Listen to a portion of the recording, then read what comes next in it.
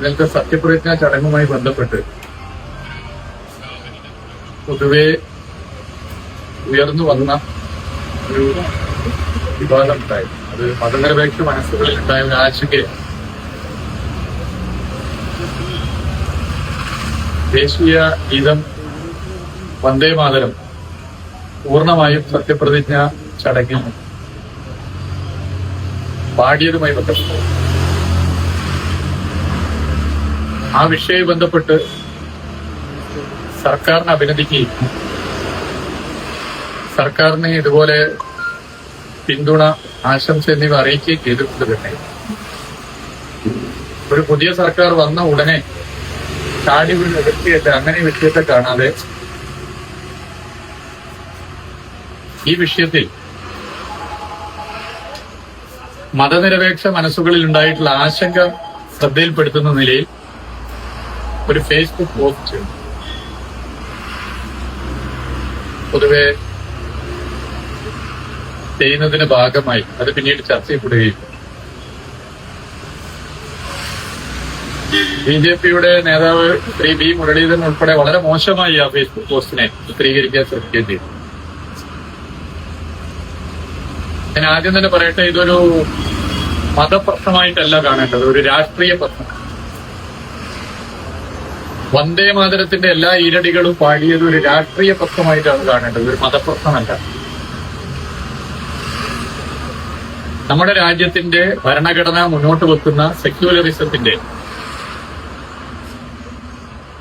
ആശയത്തിന് വെല്ലുവിളിയേകുന്ന നിലയാണ് ഇത് എന്നുള്ളത് പൊതുവെ ചർച്ച ചെയ്യപ്പെടും. വന്ദേ മാതരത്തിന്റെ ആദ്യ 2 ഇരടികൾ അത് മറ്റു പ്രശ്നങ്ങളൊന്നുമില്ല. എന്നാൽ പിന്നീടുള്ള 4 ഇരടികളിൽ തീർച്ചയായും ഒരു ബഹുസ്വര സമൂഹത്തിനാകെ അംഗീകരിക്കാൻ വേണ്ടി പറ്റുന്ന കാര്യങ്ങളല്ല എന്നുള്ളത് ഇപ്പോൾ ആദ്യമായിട്ട് ചർച്ച ചെയ്യപ്പെടുന്നില്ല. സ്വാതന്ത്ര്യാനന്തര ഇന്ത്യയും സ്വാതന്ത്ര്യത്തിന് മുൻപും ചർച്ച ചെയ്യപ്പെട്ട വിഷയം. ഇന്ത്യയുടെ ആദ്യത്തെ പ്രധാനമന്ത്രി ശ്രീ ജവഹർലാൽ നെഹ്റു, ഇന്ത്യൻ നാഷണൽ കോൺഗ്രസും ഇതിലെടുത്തിട്ടുള്ള നിലപാട് ദീർഘകാലത്തെ ചർച്ചകളുടെ ഭാഗമായിട്ടാണ്. ആ നിലപാട് ബഹുസ്വര സമൂഹത്തിന് ഇതിന്റെ എല്ലാ ഈരടികളും കേട്ട് അംഗീകരിച്ചു പോകാൻ പറ്റുന്നതല്ല. അതുകൊണ്ട് ആദ്യ 2 സ്റ്റാൻസുകൾ, ഈരടികൾ അത് മാത്രമാണ് ഉചിതം എന്നുള്ളതാണ്. ഇന്ത്യൻ നാഷണൽ കോൺഗ്രസ് ആ നിലപാടാണ് എടുത്തത്. പശ്ചിമ ബംഗാൾ ഉൾപ്പെടെയുള്ള സംസ്ഥാന നിയമസഭയിലേക്കുള്ള തെരഞ്ഞെടുപ്പിന്റെ മുമ്പ്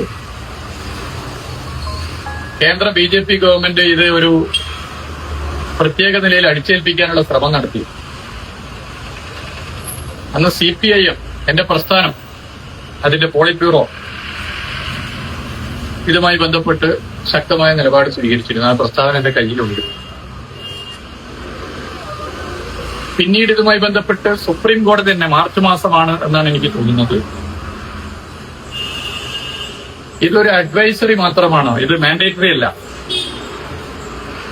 ഇത് നിർബന്ധിതമല്ല. കേന്ദ്ര ഗവൺമെന്റിന് ഇത് അഡ്വൈസ് ചെയ്യാം അല്ലെങ്കിൽ ആവശ്യപ്പെടാം, എന്നാൽ ഇത് നിർബന്ധമായി നടപ്പിലാക്കുമെന്ന് പറയാൻ പറ്റില്ല. ബഹുമാനപ്പെട്ട സുപ്രീം കോടതി തന്നെ ചൂണ്ടിക്കാട്ടി. തമിഴ്നാട്ടിൽ ബഹുമാനപ്പെട്ട മുഖ്യമന്ത്രി ശ്രീ വിജയുടെ നേതൃത്വത്തിൽ ഗവൺമെന്റ് അധികാരമേൽക്കുമ്പോഴും ഈ വിഷയമുണ്ടായിരുന്നു, വിവാദമുണ്ടായിരുന്നു. അങ്ങനെയുള്ള ഒരു പശ്ചാത്തലത്തിൽ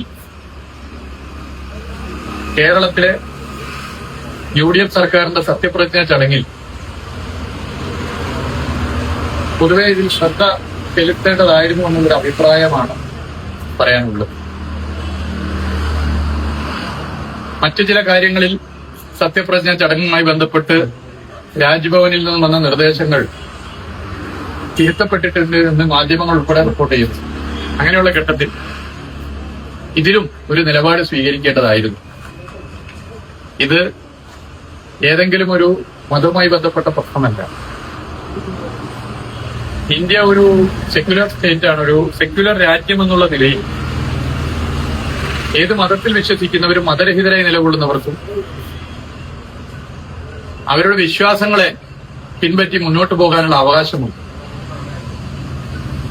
എല്ലാ മതവിശ്വാസികളെയും ബഹുമാനിക്കുന്ന പ്രസ്ഥാനമാണ് CPI. ഇവിടെ ഈ നിലയിൽ എല്ലാവർക്കും അംഗീകരിക്കാൻ വേണ്ടി പറ്റാത്ത, നേരത്തെ ഒരുപാട് തവണ ചർച്ച ചെയ്യപ്പെട്ട് അതിൽ നിലപാട് സ്വീകരിക്കപ്പെട്ട ഒരു വിഷയത്തിൽ വന്ദേമാതരം എല്ലാ ഈരടികളും അവിടെ പാടിയത് ഒരു രാഷ്ട്രീയ പ്രശ്നമാണ്. അത് നമ്മുടെ രാജ്യത്തിന്റെ ഭരണഘടനാ സെക്യുലറിസത്തെ ചോദ്യം ചെയ്യുന്ന ഒരു പ്രശ്നമാണ്. ഇതിൽ നേരത്തെ തന്നെ ഇന്ത്യൻ നാഷണൽ കോൺഗ്രസ് സമീപനം സ്വീകരിച്ചിട്ടുണ്ട്. എന്താണ് ഇതിൽ KPCCയുടെ നിലപാട്? എന്താണ് ഇതിൽ UDFിലെ മറ്റ് കക്ഷികൾ, ഇന്ത്യൻ യൂണിയൻ മുസ്ലിം ലീഗിന് ഈ വിഷയവുമായി ബന്ധപ്പെട്ട നിലപാട്? എന്താണ് കേരള കോൺഗ്രസ് ജോസഫ് ഗ്രൂപ്പിന്റെ വിഷയത്തിലെ നിലപാട്? എന്താണ് CMP ബഹുമാനപ്പെട്ട മന്ത്രി ശ്രീ CP ജോൺ ഇതുമായി ബന്ധപ്പെട്ട നിലപാട്? എന്താണ് RSP ഇതുമായി ബന്ധപ്പെട്ട നിലപാട്? ഇതൊക്കെ സ്വാഭാവികമായും മതനിരപേക്ഷ കേരളത്തിന് അറിയാൻ താല്പര്യമുള്ള വിഷയമാണ്. അതുകൊണ്ട് ഞാൻ വീണ്ടും ആവർത്തിക്കുകയാണ്, എല്ലാവരും അംഗീകരിക്കുന്ന, എല്ലാവരും ഉൾക്കൊള്ളുന്ന നിലപാടാണ് നമ്മൾ പൊതുവെ സ്വീകരിക്കേണ്ടത്. രാജ്യം സ്വീകരിച്ച അതാണ്. എല്ലാ മതങ്ങളും മതവിശ്വാസികളും ആഗ്രഹിക്കുന്നതും മറ്റ് മതവിഭാഗങ്ങളെ ബഹുമാനിക്കുകയും ആദരിക്കുകയും ചെയ്ത് മുന്നോട്ട് പോകണമെന്നാണ്. യഥാർത്ഥ മതവിശ്വാസികൾ എല്ലാവരും അങ്ങനെയാണ് ആഗ്രഹിക്കുന്നത്. ഇത് ഈ നിലയിൽ പൊതുവെ അംഗീകരിക്കാൻ പറ്റാത്തതാണ്. അതുകൊണ്ടാണ് ഒരു പുതിയ സർക്കാർ വന്ന ഉടനെ ഇങ്ങനെ ഒരു വിഷയം വന്നപ്പോൾ ഈ വിഷയത്തെ നമ്മൾ അഡ്രസ് ചെയ്യാതെ പോകാൻ വേണ്ടി പറ്റില്ല എന്നുള്ളതുകൊണ്ട് അവിടെ ചൂണ്ടിക്കാട്ടിയത്. ഒരു പുതിയ സർക്കാർ വന്ന ഉടനെ ചാടി എഴുന്നേറ്റ് അതിനെതിരെ പറയുകയില്ല. സർക്കാരിന് എല്ലാവിധ ആശംസകളും നേരുകയാണ്. ഫേസ്ബുക്കിൽ നേർന്നിട്ടുണ്ട്, ഈ നേരുകയാണ്.